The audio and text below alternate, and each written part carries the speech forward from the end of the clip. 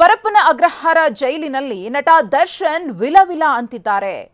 ರೇಣುಕಾಸ್ವಾಮಿ ಕೊಲೆ ಪ್ರಕರಣದಲ್ಲಿ ಪರಪ್ಪನ ಅಗ್ರಹಾರ ಜೈಲಿನಲ್ಲಿ ನಟ ದರ್ಶನ್ ವಿಲವಿಲ ಅಂತಿದ್ರೆ, ಮತ್ತೊಂದು ಕಡೆ ದರ್ಶನ್ ರವರಿಗೋಸ್ಕರ ಪೂಜೆ ಪುನಸ್ಕಾರ ಜೋರಾಗಿ ನಡೀತಾ ಇದೆ ಕುಟುಂಬಸ್ಥರಿಂದ.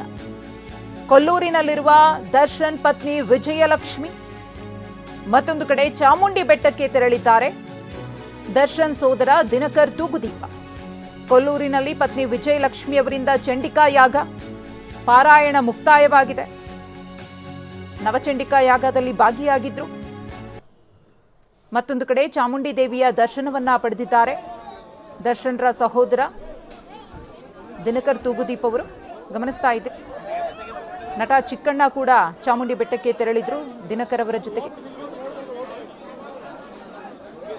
ದರ್ಶನ್ ರವರ ಇಡೀ ಕುಟುಂಬ ಇದೀಗ ಚಾಮುಂಡಿ ಬೆಟ್ಟದಲ್ಲಿ ವಿಶೇಷ ಪೂಜೆ ಪುನಸ್ಕಾರದಲ್ಲಿ ಭಾಗಿಯಾಗಿದ್ರು.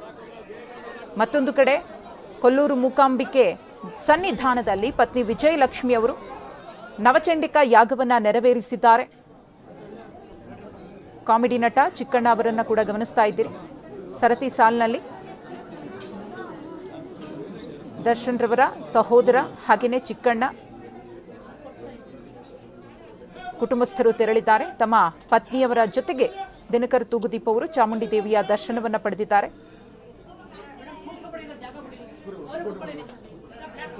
ವಿಶೇಷ ಪೂಜೆ ಪುನಸ್ಕಾರದಲ್ಲಿ ಭಾಗಿಯಾಗಿದ್ದಾರೆ ಕುಟುಂಬಸ್ಥರು.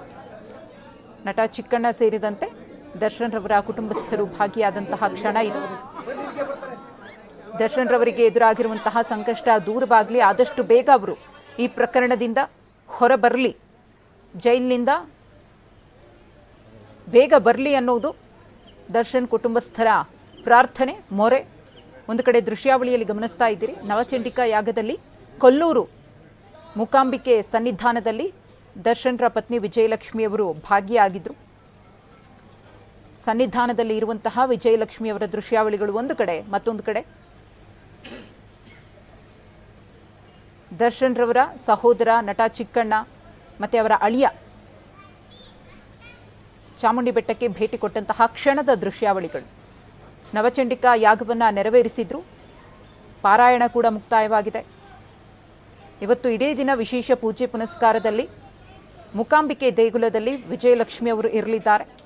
ಈ ನವಚಂಡಿಕಾ ಯಾಗದ ಉದ್ದೇಶ ಏನಪ್ಪಾ ಅಂದರೆ, ಶತ್ರು ಭಯ ನಿವಾರಣೆ ಆಗಬೇಕು, ಮನೆಯಲ್ಲಿ ನೆಮ್ಮದಿ ಶಾಂತಿ ನೆಲೆಯೂರಬೇಕು, ಇರುವಂತಹ ಸಂಕಷ್ಟಗಳು ದೂರ ಆಗಬೇಕು ಅಂತ ಹೇಳಿ ಸಂಕಲ್ಪವನ್ನು ಮಾಡಿಕೊಂಡು ಈ ಒಂದು ನವಚಂಡಿಕಾ ಯಾಗವನ್ನು ಇವತ್ತು ವಿಜಯಲಕ್ಷ್ಮಿಯವರು ನೆರವೇರಿಸಿದ್ದಾರೆ.